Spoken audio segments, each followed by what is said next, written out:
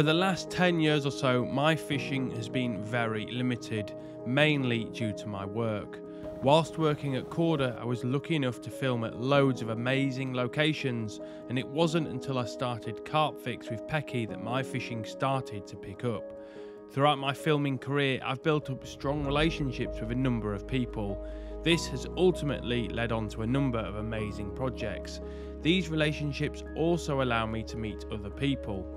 I recently filmed an underwater film with RH Baits and got to know the owner of Grenville. Its crystal clear waters and incredible stock of carp are a cameraman's dream, and that's where he gave me the opportunity to mix my passion with my work. Grenville is a windswept 72-acre gravel pit in the heart of rural Cambridgeshire. There are depths to over 38 feet in places, and it holds an extraordinary stock of carp with multiple 60-pound plus fish present.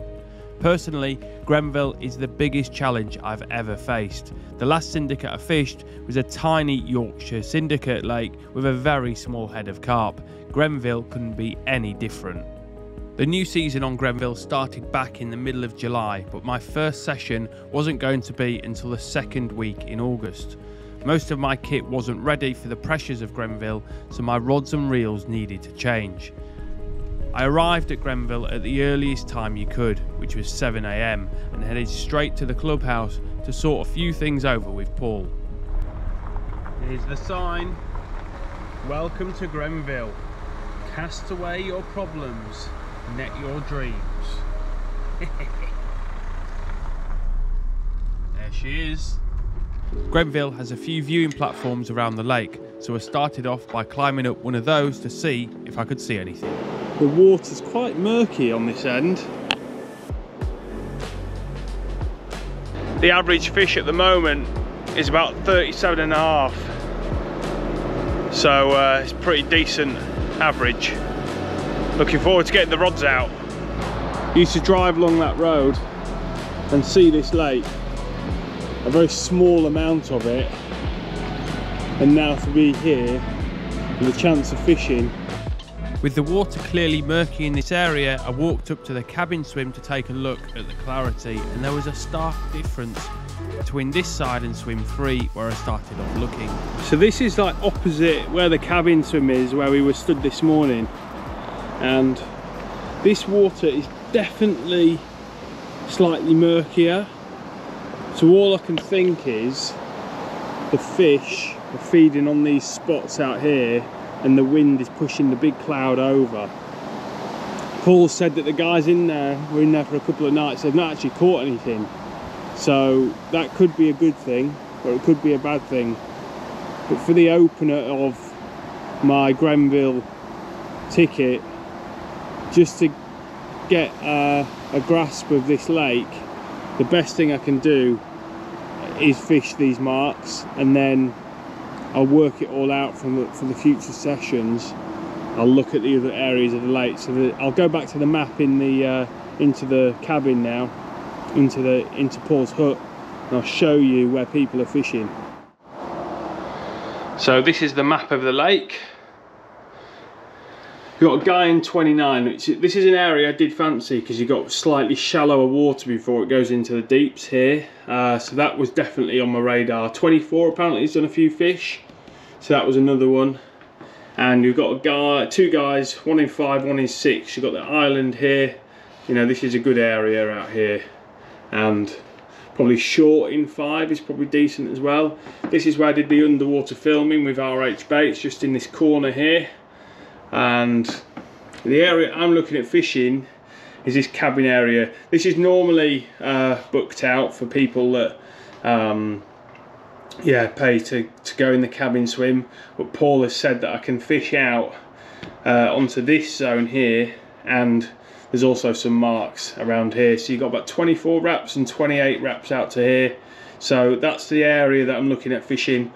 All that's left to do is to get in the van and go and fish here.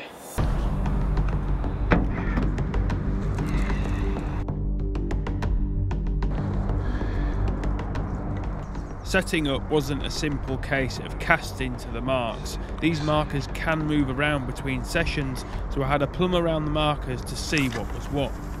I started off at 30 wraps, well past the distance Paul said. However, it didn't take me long to find a clear run. Rock solid there though.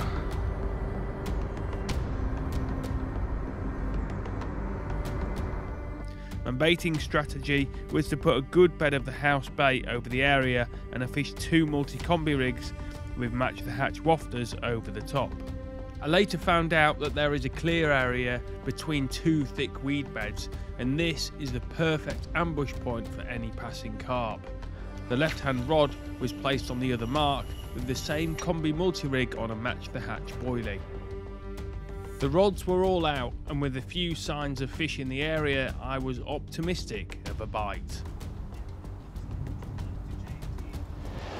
I'm hoping the camera got that. It was a bit of a drop back on the right hand rod. I was just about to put some bigger weights on the bobbins and yeah, it's gone off. The right hand rod. I'm not too sure what bait this is on. I can't really remember. I think it might be on a little pink wafter, definitely on the combi multi-rig. There was quite a lot of weed to get the fish through, but with a small amount of pressure the carp soon became free and I got into the water to net it. It is a common, I believe. There you go. There you go. Oh, it's on the match the hatch. Match the hatch. You like that one then? There we go. We've got our first Grenville carp.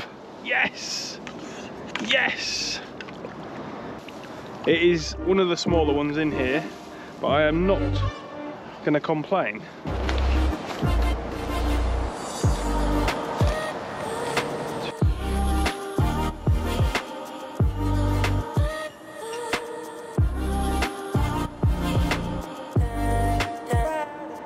A little bit choddy there though, isn't it?